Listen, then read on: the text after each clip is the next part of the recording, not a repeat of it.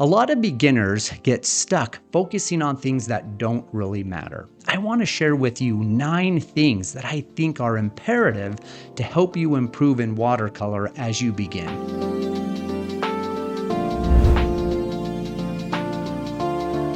The first thing that comes to mind is your supplies, and I totally recommend keep them simple. Your 3 main materials are your brushes, paper, and your paints. When it comes to brushes, have one large round brush.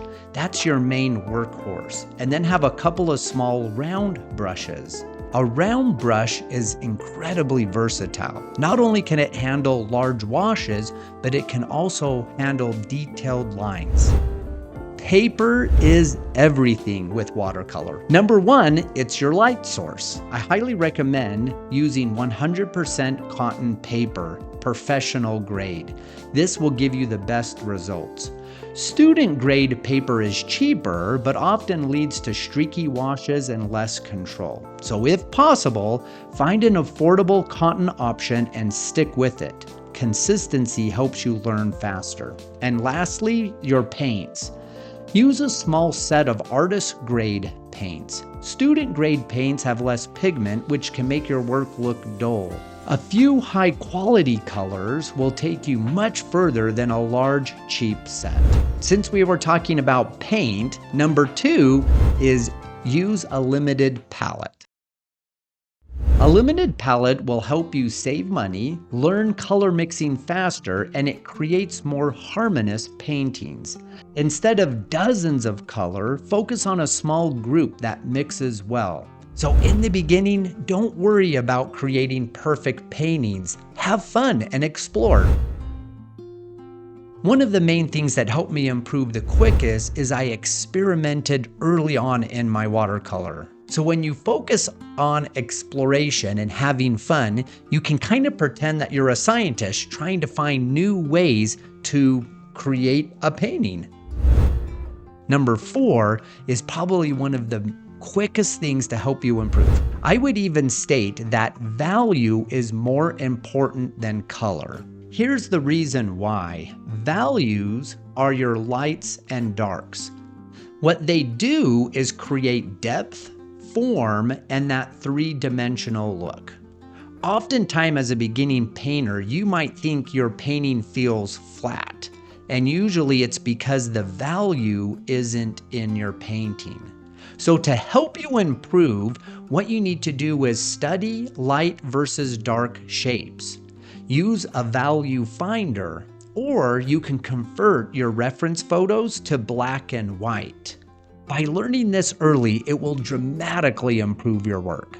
Number 5 is purposeful practice. Now, what that means is start small. You should avoid jumping to large, complex paintings too soon and start off with small watercolor studies. That's what's called purposeful practice, and it's one of the fastest ways to improve. Practice just layering using simple shapes. Then apply that skill to a small painting. This way you're building one skill at a time. When I first started watercolor, I made many mistakes. So number 6 is embrace your mistakes. When you first begin, you're going to have multiple mistakes.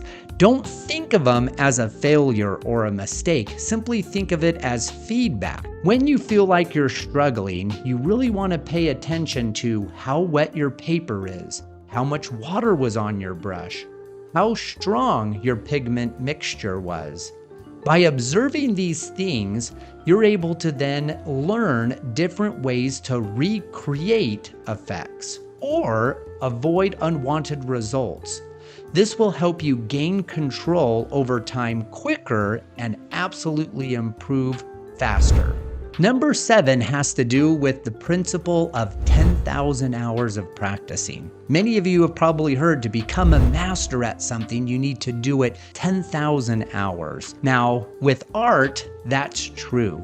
By regularly practicing, this helps you build muscle memory, builds your confidence, and it makes you more familiar with your materials. If you're unsure what to paint, follow a structured plan or simple exercises. Early on, one thing I did is I would paint a series. Rather than just painting one simple picture, what I wanted to do was paint 10 or 20 of a similar picture to help me in this consistent practicing. Number 8 is master your water control.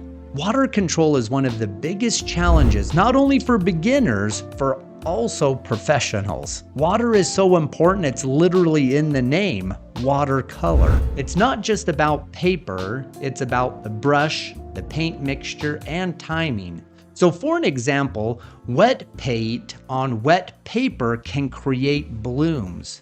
But if you have thicker paint on a damp paper, it can create a smoother blending process. The key is observation and learning. So what you need to do is experiment with different moisture levels, different paint to water ratios, and then simply watch what happens.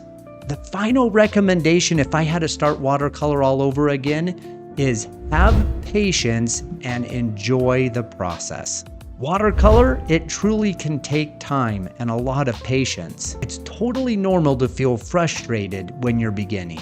But progress, it comes from your patience, consistency, and a willingness to enjoy the process. You know, I guess that's something that could be done with anything you're learning in life, not just watercolor. So celebrate the small wins. Don't let perfectionism hold you back. I hope you enjoyed this information. If I started over again, if you haven't had an opportunity to subscribe, hit that subscribe button and check out the other content here on my channel. Enjoy painting.